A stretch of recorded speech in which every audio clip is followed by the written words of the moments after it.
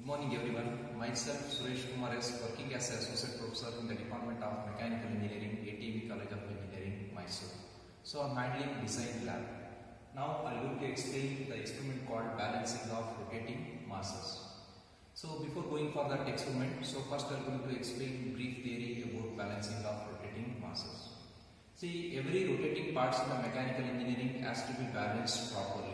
Otherwise, the more vibration will come into picture, then unnecessary force will exert on the bearing and finally the part will get damaged. So therefore, every rotating part has to be balanced properly. For example, the flywheel of an engine, the rotating tire of a vehicle. So also we can take a ceiling fan. So these are the rotating parts. So this has to be balanced completely. So here every rotating part or every mass will exert some centrifugal force. So all this centrifugal force must be equal to 0 and also the couple must be equal to 0. Then we will say that it is completely balanced.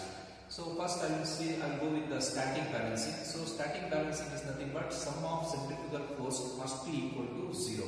That this will come under to when all the masses are rotating in same plane. So that will come under to static balancing. Coming to dynamic balancing, all the sum of centrifugal force must be equal to 0 and also sum of centrifugal couple must be equal to 0. This will come into picture when the masses are rotating in different plane. So now I am going to explain all the different masses rotating in different plane. This is nothing but dynamic balancing. So here we have considered 4 masses A, B, C, D. And here the planes are given A, B, C, D. The corresponding masses are given. The masses values are 0.293, 308, 0.3 and 0.305. The radius we have taken constant. So we have taken all the radius of rotation will be 1. And coming to angle of each masses. So here we have taken the angle of theta B. We have taken 0. It is given. And angle of theta C is given 40 degree. The theta A and theta D is unknown here. Two angles are unknown. Similarly, when you go for distance from reference plane, we have taken reference plane as A. A to B is 30, A to C is given 90 and A to B is not given. So we have taken as X. So here X will be the unknown distance here. So after these values, so first we are going to calculate centrifugal force. So centrifugal force, how do you calculate centrifugal force? So it is nothing but m omega square r. M omega square r will be the centrifugal force, where m omega square will be the here. The omega square will be the constant because the speed will be constant here. So that's what we are taking only m into r. So centrifugal force is equal to m into r. So mass multiplied by radius. So we have calculated all the centrifugal force values. Next, coming to couple value. So couple is nothing but the centrifugal force multiplied by perpendicular distance. So this multiplied by distance, so this will give 0. Similarly, this centrifugal force multiplied by distance, so this will give the value. So these are the couple values given here. So this is what we are getting table for this. So now after completion of this table, we have to draw a couple polygon and force polygon to find out the unknown values of theta A, theta D and X. So how to decide which polygon we have to draw? So first I will draw a couple polygon first, because if I take this couple polygon, then 3 values will be there. So we get 3 sides, and among this one side will be the unknown. So 2 sides are known. The closing side will give this value. So for that purpose, I will going to draw first as couple polygon. So coming to couple polygon, take suitable scale for this and start with the first value. So here we have taken the theta, the mass of D, because the angle is known, that 0 degree. So that's what I am going to take suitable scale, and at 0 degree, the first value of couple value will be 9.24. I am going to draw this line. Next value is given 40 degree. The value is the 27. That is theta C or mass of C. So at a value of 40 degree, so we will draw this second line, and this closing side will give this unknown value 0.305 x. So that closing side will be the OB. OB is equal to this 0.305 x, and we are going to find out the value of x from this. So this will be the distance from the x will be the distance from A to D. So this we are going to find out from this couple polygon. Next, also this value, the closing side angle will use the theta d value. Theta d will be 210 degree. Now from this couple polygon we have calculated the value of x and also the theta d. Next further, after completion of this couple polygon, next I will go for force polygon. In that force polygon again I will take suitable scale and I will start with the first value as 0.308, that is value of the mass of B, the centrifugal force of B, because the angle is given 0 degree. So here first I will start with this value, the mass of B, upper value of mass of B, that is given 308. Next the theta C, the value of mass of C couple value, okay, the force value, that is given 0.3. So at the angle of 40 degree I will draw this 0.3. Next value is given 0.305, and this angle we found from the couple value. So in the couple value, so we found this 210 degree and we take 210 degree and we will draw the 0.305. The closing side of this, the closing side will be the equal to the value of this 0.293. So automatically we get this. And from this force polygon, we are going to find out the angle of theta A. So theta A will be this angle. So this angle we got 190 degree. Now we found all the values. So theta A is known from this force polygon. Theta D we got from this couple value, couple polygon, and also we found the x value. Now all these three values are known. Now after this I am going to explain this experiment practically. So we move on to that practical section.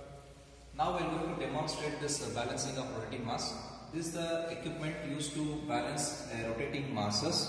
So here we have given this. These are the four masses: mass of A, mass of C, and mass of C, and mass of D are given. Now I am going to show how it is not balanced properly. So it is given random values are given here. Randomly it is arranged. Now I will show how that if it is not balanced properly. Next I will show that balancing of rotating masses. First I will show if the system is not balanced, how the effect of this I will show you.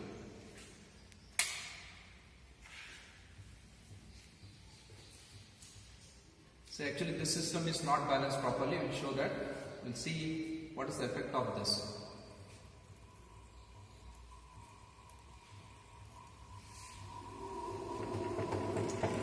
Now we can observe the system is not balanced properly, therefore we are getting vibration here. So see, the system is getting vibration. So this is called unbalanced. So the system is unbalanced. So this is what the effect will form if the system is not balanced. Now I am going to do this balancing of rotating masses according to the calculated value. I will show you how to balance this. Now I am going to demonstrate the balancing of these masses according to the calculated data. So this is first mass. The first mass is given, the value of first mass is given 0.293. This I will make it as reference plane. This is the reference plane. This is the mass of A, and I am going to make this as reference plane. And this angle is given. This angle is given 190 degree. This is we have calculated from the couple polygon. So this mass I am going to keep 190 degree. I will show you how to make 190 degree. So here it is given protractor and this is a pointer. So rotate this pointer to 190 degree. So move this pointer to 190 degree. So now I have set this pointer to 190 degree. Now so keep this as it is and you make this plane, this mass as vertical along with the shaft. So make this as vertical along with the shaft and you tighten this nut. And ensure that the shaft as well as this mass should not relative motion, it should be kept constant. And tighten this and ensure this edge is parallel to it is exactly vertical, this one. So now this has set to 190 degree. So next mass is mass of B. So first I am going to set the distance from A to B. So A to B is maintained, we have maintained at 30 mm. So inner edge from this inner edge, from inner edge of this to inner edge, you maintain this as 30 mm like this. So the distance is maintained 30 mm from inner edge of one mass to another inner edge of second mass. So the distance is set, but we have to go for angle of this one. So this, the theta A, theta B angle. So the second mass is theta B angle is 0 degree. Again, I'm going to move this pointer. So pointer, I'm going to set this as 0 degree.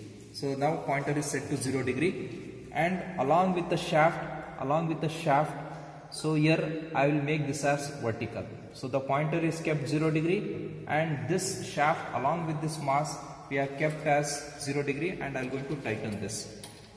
So how do you ensure that? So this should be vertical. Okay, so this should be vertical. Next I'm going to tighten this, and don't move this because distance we have kept 30 degree. Be careful while tightening the nut. So you should not move. The distance has to be maintained 30, and this portion it should be vertical portion. Next, the third mass distance is given A to C. The distance is set as 90 degree, 90 mm. The distance is given as 90 mm from inner edge of this.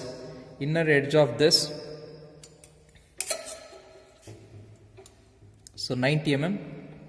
Okay, you can see here from inner edge of this to this we have maintained 90 mm. The distance is kept 90 mm. Angle of this C is given 40 degree. So this given as 40 degree. So what I will do means I will set this as 40 degree. The pointer is set to 40 degree, and I will keep this mass as vertical. So keep this mass as vertical along with the shaft and tighten this nut.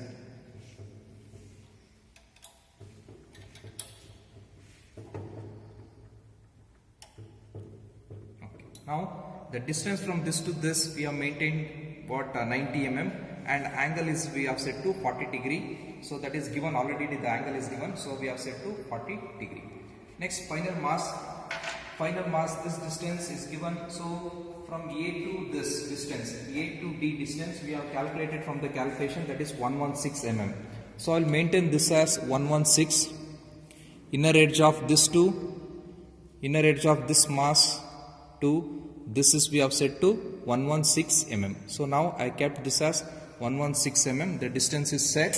Now I am going to maintain the angle of this. So this angle is given 210 degree. Again from the pointer I will move this to 210 degree. So here you can see here this is set to, pointer is set to 210 degree. Now along with the shaft,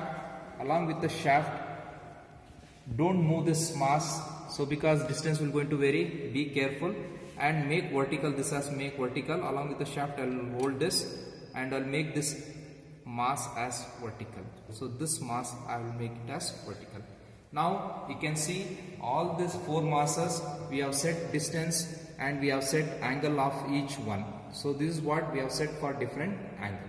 Now I am going to show the balancing of rotating mass, the how we will get the, we will not get any noise here, so we will get the clean movement. So I will show you now. See, now I have set all the four masses according to the given values. The angles are set and distance also set. Now I am going to run the system and we'll see whether the system is balanced or not. I will show you. Gradually I am increasing, I am giving speed, giving speed.